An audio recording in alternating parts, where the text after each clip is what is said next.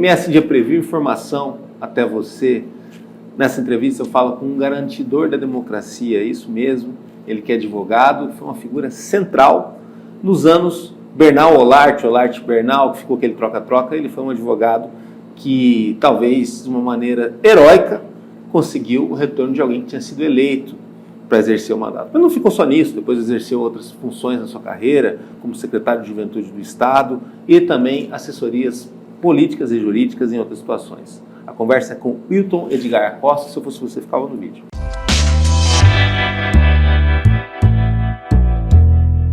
Wilton, obrigado pela vinda. Você tem até um xará que é o Wilton Acosta, mas o Wilton Edgar Acosta. Para diferenciar, né? Diferenciar. Wilton, eu antes de pedir, né, para a tua presença nessa entrevista, eu tinha visto um seriado no Netflix chamado O Processo, que fala muito de toda aquela situação, aquele contexto da saída da Dilma, né, em 2016, e tudo que envolveu a parte jurídica, a parte política, mostra bem os bastidores, né? Eu lembrei muito de ti, né, porque você teve um papel discreto, mas muito implacável, eficiente, de garantir que o campograndense tivesse o resultado eleitoral de 2016, 2012, aliás, validado, respeitado, né? E era, no caso, você e o ex-prefeito Alcides Bernal, talvez lutando contra o mundo, né? Houve a Câmara uma insistência para que o prefeito saísse. Essa insistência começa ao longo de um ano inteiro, logo no primeiro ano de governo dele, e depois ela acaba dando certo em 2014, mas depois ele volta. Ali foi para você, como foi o convite, você já estava dentro do PP, desse desafio, né? Talvez assim, muita gente não acreditava que, para alguns foi golpe, para outros foi um impeachment, aquilo fosse realmente acontecer, porque briga política, ela vai, de repente a corda estoura, todo mundo se acerta, mas ali não tinha acordo para ninguém. Danilo, o pior de tudo é assistir, né, na verdade, a democracia ser desrespeitada. Então, o Bernal nos convidou para fazer parte da equipe, trabalhar junto a ele, a prefeitura, né, que ele estava assumindo, por uma amizade há mais de 20 anos eu conheço o Bernal. Conheci o Bernal como advogado, como amigo, e o convite foi aceito porque era um desafio, né, extremamente empolgante, né, para um advogado, para um jurista. É lógico que a execução... Você já estava antes da saída dele da prefeitura ou você vem logo depois? Não, eu sou advogado de profissão, posso dizer assim, de amor, de carinho, de dedicação. Acho que o direito é a forma mais importante da expressão, né, da legalidade, da defesa da cidadania. Então, eu gosto do direito, sempre gostei. Então, eu me lembro assim, quando jovem, eu estudava e eu falava, eu quero ser advogado. Meu sonho sempre foi ser advogado. E concretizei, com muita luta, com muito sacrifício. Ninguém nasce, né, a grande maioria de nós nasce em berço de ouro, né? Nós sempre temos que lutar para conquistar o que pretendemos. E foi assim, advoguei por muitos anos e partiu o convite do Bernal, da esposa que eu conheço, e disseram, o desafio é grande, vamos precisar de ajuda porque nós não temos um time, né? O Bernal, na verdade, veio de uma vontade popular. Né? Imensa, né? Porque imensa. Assim, ele vence o primeiro turno, o segundo turno, com uma determinada folga. Ele veio com uma representatividade popular muito grande. Né? Ele foi eleito de forma democrática e dentro da legalidade. Não houve nenhum questionamento dos votos, da eleição, nada disso. O Bernal se elegeu e tomou posse, né? Mas, infelizmente, o grupo político que perdeu a eleição naquele momento, que era um grupo forte, que estava há mais de 16 anos em poder. Hegemônico, né? Exato. Governo do Estado, né, no comando do governo do Estado, e a figura emblemática do ex-governador André Cuccinelli, indo até a Câmara de Vereadores no dia da posse da nova Câmara e da eleição do novo presidente, foi algo fantástico, assim, e aquilo teve uma representatividade política muito grande. E dali para frente, eu lembro até que a vereadora Luísa Ribeiro falava muito isso, que o ex-vereador Paulo Silva chegou até ela e disse, olha, nós vamos caçar o Bernal. Nossa, no primeiro dia de mandato. A Luísa conta isso, inclusive nos processos judiciais que isso se transformou, ela relata essa afirmação e não sou eu que estou dizendo, está nos autos, né, do Paulo Schiulfi, ele fala isso, e não foi diferente. O próprio André fala, eu vou escalar duas pessoas que vão ter culhões para enfrentar o Bernal. Um era o Edil e o outro era o Mário César. O Mário César virou presidente da Câmara e o Edil como... Diz a lenda que ele virou presidente da Câmara em questão de horas, né? Estava uma eleição meio convulsiva, ali tinha chapas, tinha disputa, e a disputa era praticamente ela eliminada com a intervenção do André. A atual deputada Rose Modesto era candidata do grupo político que apoiava o prefeito. Que era mais bem votada, né? Sempre mais bem votada. Sim, mais votada se credenciou, ela tinha o apoio do PT, tinha apoio de outros grupos, e formou ali uma chapa, né? E estava disputando. Mas assim, a presença do André, alguns falavam isso, ele foi garantir que o seu candidato seria eleito, né? Ele assistiu. É um direito dele, democraticamente. Sim. Ele tinha o direito de participar. Era o governador do estado, por que não? Ele teria ainda mais 2 anos de governo, né? Mas foi emblemático. Ele disse, eu estou aqui para garantir que o Bernal vai ser cassado.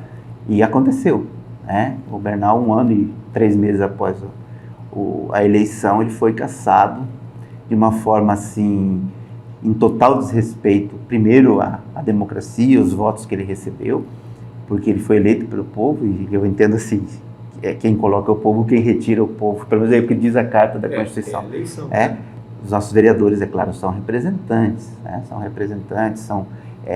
Têm também a legitimidade, porque tem o voto, mas o processo todo, ele depois restou provado, né? Com os processos que se vieram posteriormente, de que foi viciado. Foi viciado por conta de um... Antes dessa turbulência toda, o interessante assim, o Campo Grande se elege o Bernal com uma votação expressiva, inegável. Tem-se uma transição tranquila até, nos meses seguintes, até começar o ano de governo dele. E quando começa o ano de governo, é praticamente uma novela de folhetim, né? Tem essa situação da presidência da Câmara e depois já começa muito rápido o embate pela questão da CPI do calote, a pressão por algumas situações, né? E principalmente um diálogo que existia dos dois lados, mas é que ele não evoluía, porque eu acho que faltou quebra de confiança, né? Na verdade, assim, na transição, antes da eleição, uma das promessas... Fala a impressão como jornalista. Não, mas teve uns detalhes assim que aconteceram durante a transição, que foi o fato do congelamento do IPTU. Um dos fatos, né? Parece uma coisa sutil, né? Ele sempre aumentava, ele dava o período inflacionário, que é o que deveria acontecer, e naquele momento ele disse, não, o Bernal prometeu que não daria aumento do IPTU, então eu já vou cumprir a promessa do Bernal, vou ajudar ele a cumprir a promessa, não vou dar aumento. O que tinha por trás disso? Uma redução de receita bruta, né? E brusca. Né? E foi aprovado, inclusive, quem liderou a aprovação foi um vereador da Câmara dos Vereadores, que era o líder do prefeito, que é o vereador Ataíde, na época era Ataíde Nery. Ele liderou isso, apresentou essa proposta de alteração junto com o prefeito e alteraram. E realmente o IPTU teve aumento zero, nem a inflação do período. Esse é o marco, vamos botar como os mais jovens, é o marco do fight. E aí começou a coisa a desandar. Aí o segundo, o prefeito, o Nelsinho na época, ele pega e dá um aumento aos servidores da educação, um aumento legítimo que estava previsto, mas não tinha recursos, né? Ele dá esse aumento. E um terceiro ponto, um aumento altíssimo que não dava para cumprir e comprometeu toda a receita, que já estava comprometido com a redução. E o terceiro foi o contrato com a Solurb. Dentro do contrato da Solurb foi colocada uma cláusula que, caso não houvesse o pagamento, para você ver como já era pensada a questão da inadimplência e depois chamado de calote, se não houvesse o pagamento do valor contratual com a Solurb, esse dinheiro poderia ser bloqueado das receitas do município. Primordialmente, poderia ter. Já estava previsto em contrato. Foi o primeiro ato que o Bernal revogou, foi esse, inclusive na posse, na frente do Nelsinho. Ele fez questão, porque isso aí realmente era... E se isso permanecesse, seria um caos. E realmente, como foi, né? A Solurb foi todo o problema que o Bernal teve, do começo ao fim. Bom, aí vem a questão toda, né? Eu acho que para muita gente que não se lembra, em dezembro tem uma tentativa da saída dele, né? Com telão e tudo mais na Câmara Municipal, que acaba não se resolvendo, vira o ano, como você bem disse, 3 meses depois, você já tinha lá um vice-prefeito virando prefeito, com toda uma articulação política que parecia uma coisa romântica, né? Quer dizer, todo mundo o apoiava, ele teria governabilidade, estrutura e tudo mais. A partir dali, daquele marco zero, no meio de março, quanto tempo depois começou essa operação de reversão, que foi uma operação jurídica do Bernal, que é advogado, e sua, que era o advogado do Bernal, que eu acho que ali naquele ponto você era meio que a consciência dele, né? O cara estava abalado, ele não tinha condição nenhuma de pensar no próprio retorno. Um momento difícil, né? Primeiro você é afastado abruptamente, né? É um luto que você vive, mas nós imediatamente começamos a agir. Na semana seguinte já. No outro dia já estávamos buscando uma solução, um encaminhamento jurídico, e tanto é que, se você se recorda, você estava na época e sabe disso, eram diárias notícias. Hoje sai uma liminar, hoje cai uma coisa, e era aquela história o tempo todo. E realmente, nós estávamos aqui em Brasília, porque a discussão estava em Brasília. O STJ deu uma liminar, concedendo a possibilidade da votação que levou à cassação do Bernal. E essa liminar nós precisávamos reverter, e não conseguimos reverter, não foi possível reverter. Os elementos jurídicos naquele momento não permitiram reverter. Aí tivemos que buscar outros elementos. Mas assim, o que aconteceu na verdade, e Bernal sempre fala isso, é que uma coisa assim, uma predestinação, vamos dizer, uma luz divina, algo que ninguém esperava e ninguém imaginava aconteceu. Porque isso nós não estávamos articulando em momento nenhum. Mas aí surge a reportagem, gravações telefônicas que estavam investigando um outro assunto, que era justamente a contratação da empresa que faria o aterro sanitário e mais a Solurb. E nessa conversa surgiu os articuladores todos que financiavam esse golpe. E aquilo ficava muito claro, né? Hoje uma a gente organização. tem o paralelo da Lava Jato, e aqui em Campo Grande foi a Coffee Break. A Coffee Break, de certa forma, ela era mais clara a dinâmica de funcionamento do que a Lava Jato. Sim. Mais fácil de explicar. A Coffee Break, sim. A Coffee Break conseguiu identificar quem eram os mentores e quem eram os mentores políticos e financeiros da organização. Era uma organização criminosa. E ela já existia, e foi justamente essa organização que rompeu-se com a eleição do Bernal. Então, só que aí, naquele momento, eles queriam continuar no poder. E continuaram, porque tinha um contrato de limpeza por 30 anos, uma parceria público-privada, tinha um contrato com transporte coletivo sob um fundamento que também levava 30 anos, e esse contrato também, extremamente prejudicial ao município. Por quê? Retirou, hoje você pode ver aí os nossos terminais de ônibus abandonados, sem manutenção, porque antes dessa renovação existia uma responsabilidade. De quem era? Era do consórcio, que virou consórcio, mas eram das empresas de transporte. Depois disso, não. Passou a ser do município, sem ter recursos para isso. Quer dizer, tudo isso levou a uma situação, era para levar para uma situação de caos. Eles queriam o pior para Campo Grande. E essa organização, por quê? Para que depois essa organização fosse a salvadora da pátria. Agora, era assim que funcionava. Campo Grande, pensando na parte jurídica, você fala até da providência divina, né? E foi... É interessante como que, por exemplo, assim, no meio de toda aquela discussão, aquele imbróglio de Campo Grande, meses depois a gente tem uma eleição para governo do estado, vamos botar, não vou falar outsider porque ele já era político, mas ele estava avançando, evoluindo muito na política, que é o Reinaldo Zambujo. Sim.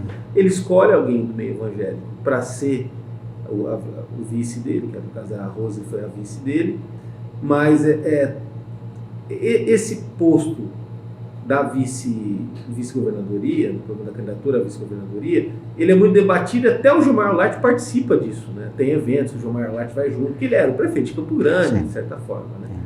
E aí nasce, talvez, um grupo hegemônico de novo no Mato Grosso do Sul, que não é o grupo do MDB. É um novo grupo. Um novo grupo. Vence bem na eleição, consegue reverter em cima do Delcídio e tudo mais, e aí a política ela fica totalmente atenta a isso durante um bom tempo, né? Quer dizer, como que vai ser o começo do governo do Reinaldo, a transição do Reinaldo a partir do André e tudo mais, né? Que já chegaram a andar juntos, o MDB e PSDB. E aí, quando isso começa a parar um pouquinho de ser o assunto principal, de uma hora para outra, meses antes do aniversário de Campo Grande, tem-se a situação do retorno por conta da justiça ter avançado muito os promotores, né?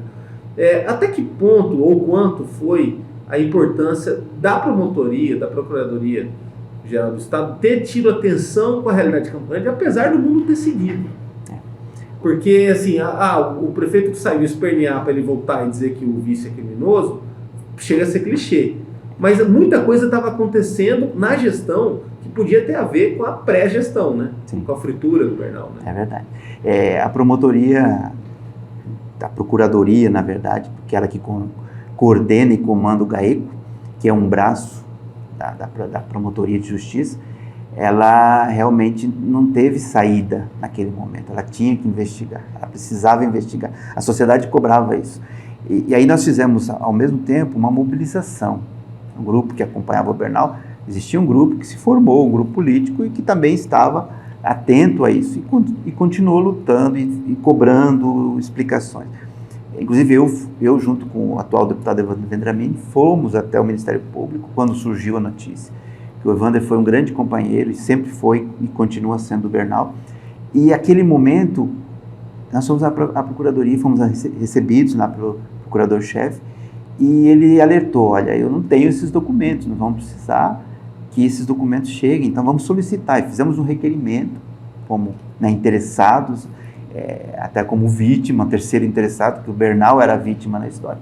E eu, como advogado, busquei junto ao GAECO que isso acontecesse. E, através do compartilhamento de provas, iniciou-se a Operação Coffee Break. Foi ali que iniciou tudo. Na verdade, era tudo muito tímido. Existia uma investigação na GAECO relacionado a cheques. O Olarte havia emprestado dos seus fiéis cheques com a promessa de que isso era para financiar a campanha dele e que depois ele daria alguma vantagem para esse grupo. Isso nem chegou a passar pela prestação de contas da campanha. Não passou, porque o Bernal não tinha nem conhecimento disso. O Bernal não tinha. Isso era uma coisa que ele, junto com o grupo religioso dele, praticava. Ele, na verdade, é assim, tanto é que ele está condenado hoje, cumprindo pena por conta disso. Por quê? Porque ele utilizou esses cheques e deu calote nessas pessoas com promessas de vantagens e etc. Tanto é que ele está condenado por corrupção. Então, na verdade, o GAECO investigava isso, porque tinham gravações, tinham pessoas que foram prejudicadas e procuraram e registraram. Porque ele prometia vantagens indevidas, né? Mas disso surgiu dessa operação surgiu a Operação Coffee Break junto com a Polícia Federal. Ou seja, daquele compartilhamento de provas. Ela começa num tamanho, a partir que não é um tamanho pequeno, um prefeito que era vice, que ele chega ao poder, talvez enganando muita gente, né, que foi o que a justiça comprovou, que talvez possivelmente enganou, e lá acaba descobrindo que não era ele sozinho mexendo com isso. Fora ele era talvez fantoche de um grupo político que tinha uma operação muito maior para Campo Grande, né, que passa ali. Essa operação maior, quando o Bernal ele vem para ser um paladino, para mudar as coisas, para moralizar, que é igual muito prefeito também de outras capitais, do interior do Brasil tenta, enfrenta um monstro com muitos tentáculos, né? Eu já cheguei a conversar com ele que nos anos anteriores a dívida ativa de Campo Grande galopou, aumentou estratosfericamente. Isso merecia talvez uma averiguação. Ele não consegue fazer isso porque não tem tempo. A parte da saúde, onde ele até conseguiu muito bem ter bons resultados, ele tinha o GISA para resolver o problema. Então, em cada área tinha uma bomba engatilhada. Sim, né? Exatamente. E ele não teve um mandato inteiro, ele teve 2 mandatos, né, que depois desse mandato dá volta. Mas mesmo quando a operação Coffee Break ela surge, e nisso também acho que está surgindo logo depois da lama asfáltica, né, tal, o senhor tinha uma esperança desse retorno? O senhor sabia que esse retorno ia acontecer em algum momento? Ou mesmo assim falava, bom, a justiça está acontecendo, mesmo que não dê para voltar, as coisas não vão ficar como elas estavam? Olha, eu sempre acreditei, Danilo, eu sempre acreditei na possibilidade. Isso nas entrevistas? Sempre acreditei. E era uma convicção que eu tinha, assim como eu tive a convicção de que ele seria eleito prefeito naquele momento, juridicamente eu tinha a convicção de que o direito não ia abandonar. Não ia abandonar aquela luta, sabe? Já sabemos que a justiça, o judiciário é uma outra questão, é um outro entendimento, E isso que as pessoas precisam entender hoje, inclusive, é um momento propício. Nunca desistir da justiça, né? Nunca desistir da justiça, mas é diferente do judiciário. O judiciário é outro patamar, vamos dizer assim, é outro nível, é outra situação. Há interesses? Sim, há interesses políticos, né? Tudo depende da política e tudo caminha junto com a política. Então, quem elabora as leis são os políticos, são eleitos pelo povo, mas são os políticos que elaboram as leis. E essas leis, elas determinam, né, o que nós devemos fazer e o que nós não podemos fazer. E ela favorece quem? Geralmente, quem tem mais força, quem tem o poder econômico. Então, a luta era diária. Mas, assim, o direito não nos garantia o retorno. As provas contundentes, elas não tinham outra saída. Eu tive que lutar muito por isso. Eu me desgastei como advogado. Fala de noite de sono, de não, debruçar sobre as coisas. Não só isso não. É que no momento da briga toda, nós nos deparávamos, por exemplo, com um desembargador que era, além de ser advogado pessoal do ex-governador André Putinelli, era desembargador. E foi nomeado por ele para o cargo. E ele estava julgando o processo. E eu tive que fazer o quê? Eu tive que ingressar uma representação no CNJ, alegando imparcialidade, alegando interesse, e isso é desgastante. Eu tive que fazer isso com outros desembargadores. E isso eu fiz sozinho.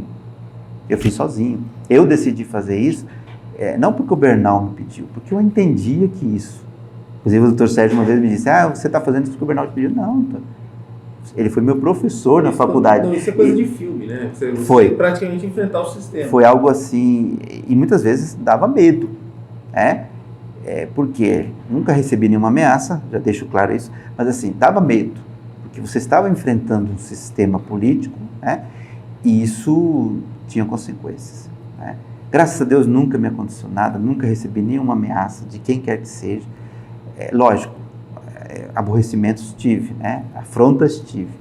E no dia, e o que nós fizemos? Com essa representação, nós estivemos no CNJ, estivemos no STJ, no STF, e mostramos a eles que os argumentos utilizados não correspondiam aos fatos e às provas que existiam nos autos. E no momento que estava sendo julgado aqui, o nosso agravo de instrumento, que foi que retornou o Bernal ao cargo, no CNJ eles estavam acompanhando a votação que estava acontecendo aqui. Até porque os vereadores estavam lá, a luz estava acesa, no GAECO prestando depoimento. Sim. O Olarte estava escondido, tinha abandonado o cargo. É uma série de coisas naquele dia, se eu não me engano, foi 25 de agosto, véspera de aniversário de Campo Grande. Foi um dia emblemático. É de arrepiar, é de lembrar de você ver o noticiário pela manhã, falando sobre as prisões, sobre a operação Coffee Break, e você entender que valeu a luta e valeu as noites, né, de sonos perdidos, de tudo que você tenha passado, valeu a pena. Então vale a pena lutar por um ideal, sabe, Danilo? Vale a pena lutar, vale a pena acreditar, né? E é isso que a gente tem que deixar de exemplo para as pessoas, de que não podemos desistir nunca, dos nossos ideais. Hoje, é difícil, hoje, né? É muito difícil. É inevitável não comparar a realidade de Campo Grande, essa briga toda, com o que aconteceu também em nível nacional, né? Para você, qual que é o paralelo entre essas duas narrativas, essas duas histórias? Nós assistimos, por exemplo, a da Dilma, né? Depois a gente vai falar do de hoje. Não dá para escapar. A Dilma sofreu um processo também cruel, injusto, né?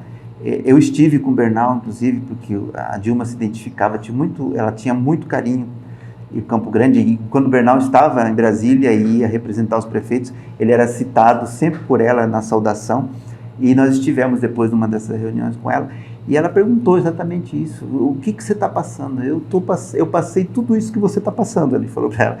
E ela realmente, assim, a gente sentia nela uma sensação de que ela não ia desistir, sabe? Ela deixava muito claro isso, e ela não desistiu, ela ficou até o último momento, lutou, e hoje, né, você pode ver por aí todas as questões que foram levantadas contra ela foi inocentada pelo Tribunal de Contas, mas politicamente ela perdeu o cargo de presidente da República que eu acho que é uma injustiça tremenda, uma falta de respeito, né, à vontade popular, e comprovadamente o Tribunal de Contas e outros órgãos analisaram e disseram que não existiu pedaladas. Como aqui também não existiu calote. O Bernal não deu calote. O Bernal apenas ele exigia que as empresas comprovassem o serviço prestado. É isso que ele cobrava. E o relatório mesmo diz isso. Ele comprou gás de cozinha que era vendido, comercializado na época a R$150. Ele comprou por R$90. Que é o tal da economicidade. Economicidade, né? Ou seja, nem economizar ele poderia. Não era permitido ele governar. Ele não conseguiu governar. E a Dilma, da mesma forma. Ela apresentava projetos, eram reprovados. Também foi difícil governar? Olha, houve no início, uma tentativa de apaziguar. Mas assim, os ânimos não estavam mais. Falando de retorno, talvez ele não teve a briga toda que ele teve com a Câmara, mas no retorno ele já chega para ter que escalonar salário, para resolver essa questão. Tinha a questão dos médicos. Tinha também que resolver a questão dos professores. A volta foi pior ainda, a situação financeira do município. Então, e a prestação de contas de novembro do ano anterior ao retorno dele, que seria novembro de 2014, apresenta um rombo de 180 milhões nas contas da prefeitura, que depois nem sei como foi explicado isso, como não foi. Então ele teve muito mais dificuldade do que no dia 1º de 2013. Mesmo assim, tinha a sensação de bom, a democracia estava sendo respeitada, né, tudo mais. Valeu a pena, apesar de não ter vencido. Venceu. Eu acredito que ele venceu. Não venceu a eleição porque existia ainda aquele grupo que agora estava transvestido, está até hoje transvestido de um outro grupo, que na verdade sobrou do outro grupo, que virou este grupo atual. Eles ainda estavam agindo, continuavam nesse trabalho incessante de retirar o Bernal, porque o Bernal era uma pessoa não grata. Ele não fazia a política acostumado a fazer. Ele tinha a personalidade dele muito forte e tinha os pensamentos políticos dele. Mas por exemplo, assim, nesse caso, acho que também com relação à segunda eleição, você consegue a manobra, botar um movimento heróico de ajudar ele a chegar de novo à prefeitura, né? Logo depois disso... Não teve nem impugnação a candidatura dele. Você também vai para um desafio pessoal de assumir uma Secretaria de Estado de Juventude, que até hoje, talvez tirando aquele período, nunca foi muito bem organizado, né? Até do município de Campo Grande é mais bem organizado, em termos de capilaridade política pública. Ali você faz um trabalho de estruturar, de começar, tudo mais. Então, não existia, né? Não existia a Secretaria da Juventude. Nós criamos, o Bernal criou a Secretaria, logo ele foi cassado, assumiu um grupo lá. E aí o Estado meio que copia a coisa. Aí o Estado vai lá e copia. Já existia uma subsecretaria, né? Mas o que aconteceu? Nós tínhamos, assim, uma visão muito clara de que o jovem aqui de Campo Grande, e ele está muito mais concentrado na periferia, apesar que nós temos o jovem que tem recursos financeiros, mas a grande maioria vive na periferia. E nós detectamos isso. E o que acontece na periferia? É droga, né? Falta de opção de lazer, é necessidade. Aí pensamos assim, reuniu o pessoal, o que a gente pode fazer com isso? Pô, cara, tem uma ideia legal aqui, vamos fazer uns eventos na praça? Tá, vamos fazer, vamos chamar de Juventude na Praça. E fomos lá e fizemos. Isso ouvindo a população. Porque assim, você tem um conselho da juventude que auxilia na gestão e que auxilia nas informações também e nos caminhos que devem ser tomados. Porque ouvindo aquele grupo que é escolhido dentro do segmento jovem. E tocamos isso aí. Foi bacana, sabe? Levou lazer, esporte, educação, ação social. E o principal, ocupar aquele espaço público, né, de lazer, efetivamente naquele serviço que é a função daquele espaço, né? E recuperando o espaço. Ou seja, você está ensinando o jovem a cidadania, está ensinando a preservação do espaço. E foi excelente. A gente tinha atividade cultural, as pessoas se ofereciam para participar gratuitamente. Músicos, clube de futebol. Nós passamos o dia nesses eventos, fizemos em vários, no Soter, fizemos aqui na Orla, fizemos lá no Parque do Buriti, várias regiões, ou seja, periferia, buscamos todos os locais onde existiam esses espaços. Onde faltava a presença do Estado, da Prefeitura, né, da ação da Prefeitura, do trabalho social, do trabalho até mesmo de encaminhamento. Hoje, depois que nós saímos, a Secretaria passou a ser subsecretaria, voltou a um passo atrás, com o ex-prefeito Marquinhos Tradi. E aí eles começaram a promover cursos de capacitação, cursos de motivação. Eu acho importante, eu acho que é válido, mas você tem que fazer isso num conjunto, né? Como fizemos na Juventude na Praça. Nós tínhamos um trabalho de preservação junto com o governo federal, que tinha um projeto com o governo federal, antidrogas, sabe? Que levava também educação ambiental. O jovem é um potencial usuário, né? Se ele não tiver perspectiva, ele está na periferia. A droga hoje está dentro das escolas, a droga hoje está dentro das casas, né? A droga hoje está na miséria, está na pobreza também, mesmo que não tenha dinheiro. O que isso? Ou seja, na sua alavanca econômica e social, né? Exatamente. Nós tiramos do jovem oportunidade e curso motivacional, me desculpem os que coordenam isso, mas curso motivacional é bom, né? Dá uma reavivada, mas e o resultado? O que o jovem precisa depois? Nós estamos fazendo curso de captação, excelente também, a capacitação é importante, né? Mas e depois? Onde nós vamos colocar esse jovem para trabalhar? Temos muitos projetos aí, né? Relacionados aos jovens, ao primeiro emprego, importantíssimo, é isso que o jovem precisa, mas além disso, nós temos que estar lá, onde o jovem está. E como vamos chegar até eles? Acompanhar a realidade dele. E como nós vamos chegar até eles? Nessas atividades. Eu falei até para o governador Reinaldo de levar esse projeto para o governo do estado. Ele ficou interessado, né? É dramático também, quem é muito pobre. O interior é pior ainda, né? Não temos nem saúde de qualidade no interior, né? Sim. A dificuldade de você ter muitas vezes um exame necessário, você não tem, né? E assim, o que nós precisamos?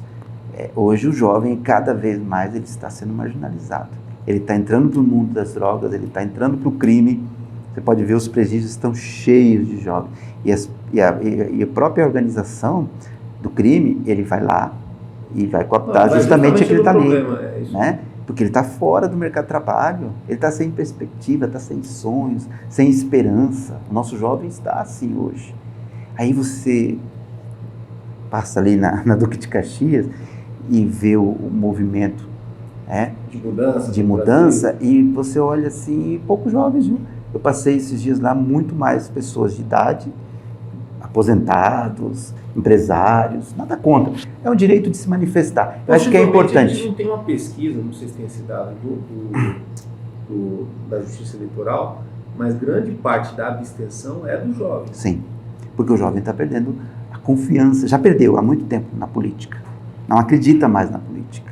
Não quer nem falar disso, larga a mão, vamos para lá. Justamente por não ver uma política pública para ele. Né? Mas o jovem é tão importante para o ser humano, para a vivência humana, para o dia a dia. O jovem tem sonhos, o jovem tem criatividade. Né? Se a gente perder isso, a gente vai morrendo pouquinho a pouquinho.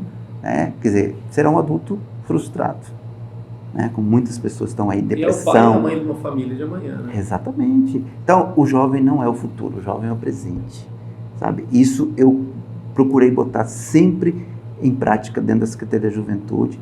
Na cultura, eu passei um tempo lá, foi necessário, nós não tínhamos a pessoa que estava ficou doente. O Bernal me convidou, falou, assuma os dois aí, preciso da sua ajuda. Fui lá, ajudei. A cultura também é uma coisa assim que a gente tem que procurar incentivar cada vez mais a manifestação cultural, porque ali é que está na criatividade, na expressão, que nós conseguimos afastar essas questões aí da depressão, do medo, da fobia. Tem tanta fobia, gente com fobia não consegue sair de casa. Não, mais depois da pandemia. E com a transversalidade, tanto o orçamento público ele acaba sendo utilizado, quanto ajuda uma área ajuda a outra área a andar. Exatamente. Como que você avalia e enxerga o fim desse ciclo, Reinaldo? Aí você chegou também a fazer parte da equipe dele, né? Foi um ciclo muito técnico, muito frio, de certa forma, né? Como acho que tem que ser um governo, ele tem que ser pragmático. E numa época onde as pessoas ficam buscando, talvez, um calor da política que nem sempre, às vezes, tem muito sentido. O Reinaldo conseguiu algo extraordinário. A eleição do sucessor dele, algo que acho que nunca aconteceu aqui no Mato Grosso do Sul. O Reinaldo conseguiu isso muito pelo trabalho dele, né? Muito pelo trabalho que ele desenvolveu frente ao governo do Estado. Fez o básico, fez o fundamental, não deixou, né, a peteca cair nos momentos difíceis. Eu acho que isso é louvável. E assim, em termos gerais, eu acho que o Reinaldo saiu muito bem, né? Eu entendo que era preciso, nesse momento, eu até apoiei outro candidato, que não era o Riedel. Eu acreditava que a Rose representava, nesse momento, uma mudança, que oxigenação, que apesar dela fazer parte, né, do governo do Reinaldo, mas ela tinha uma proposta voltada para essa humanização, aquilo que até o Bernal defendia, sabe? As pessoas em primeiro lugar, né? E é isso que nós temos que colocar. Que nem devia ser uma proposta, né? Devia ser uma coisa básica. Principal, né, de qualquer gestor, né? De qualquer gestor. Mas foi uma marca né, do Bernal, até ele usou esses slogans, as pessoas em primeiro lugar. E a gente precisa realmente colocar as pessoas em primeiro lugar. A obra é bom, o hospital necessita, mas se você não tiver um enfermeiro, se você não tiver um médico, se você não tiver um maqueiro para carregar a máquina, se você não tiver a pessoa para fazer a faxina, então nós temos que valorizar as pessoas, né? E é isso que está faltando no nosso governo do Estado. Eu espero que o Riedel consiga, a gente tem que torcer para que seja possível. Conheço, já trabalhei com o Riedel, é uma pessoa extremamente acessível, educadíssimo, um gentleman, técnico, capacitado ao extremo. Eu tenho certeza que, até porque ele já vinha coordenando o governo há um bom tempo, né? Ele assinava nomeações, ele coordenava a parte política. Eu acredito que vamos caminhar bem, mas assim, é preciso um olhar mais humano, e é isso que nós precisamos no Mato Grosso do Sul. Esse olhar mais humano, que na política, você é um advogado, você conhece bem a política, envolve a arte do convencimento, do diálogo, de tudo mais, que na polarização ficou muito complicado, e eu acredito que o lado mais assertivo levou pior pela assertividade extrema, né, que é o caso da direção do Bolsonaro.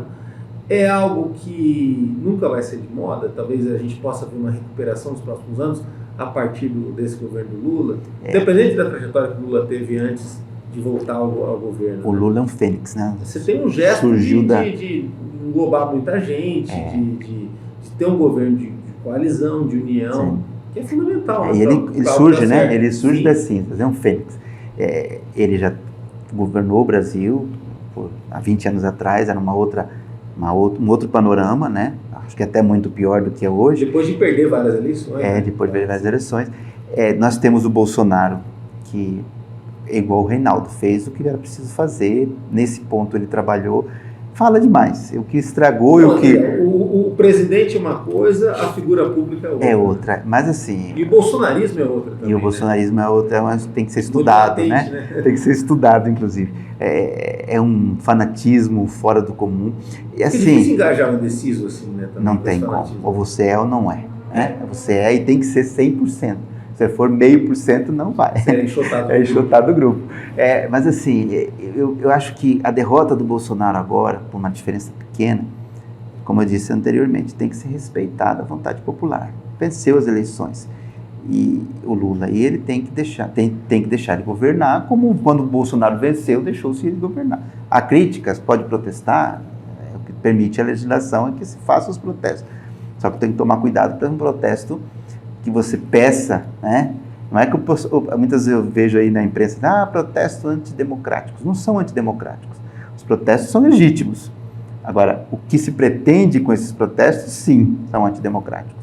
Como uma intervenção militar. Até para que aconteça uma intervenção militar, é preciso que... Porque o Exército só pode agir se algum dos poderes assim o pedir, solicitar. E por que o Bolsonaro até hoje não fez isso? Se é isso que os bolsonaristas dizem, né? Por que até agora não se apresentou uma prova de que existiu fraude eleitoral? Não se apresentou.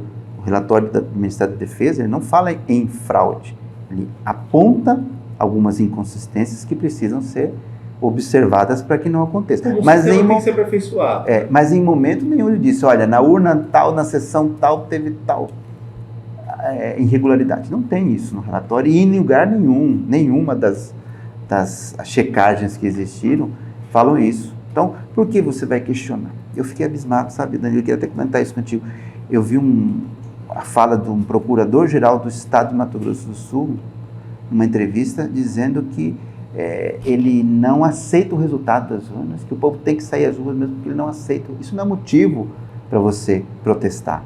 Essa é uma convicção pessoal dele. O problema de convocar esse tipo de protesto é que você não sabe quando ele termina. Como, que tipo de protesto vai terminar? Ele começa de um jeito. E você está incentivando uma manifestação ideológica. Né? Você não está incentivando uma manifestação simples, de contestar porque alguma irregularidade. Não, você não vai permitir que o nosso país vire a Venezuela. Sabe? A Venezuela virou o que virou por uma série de questões. A Argentina está do jeito que está por uma série de questões, não é por conta da gestão atual. São gestões que vinham, a Argentina sempre passou por problema. Como a gente também está. Como nós estamos. Exatamente. Coisas que não precisavam ter sido feitas, não foram feitas. Ajustes, nós precisamos de uma reforma tributária, não foi feita. É sempre um retalho aqui, uma emenda aqui, outra ali. Tá?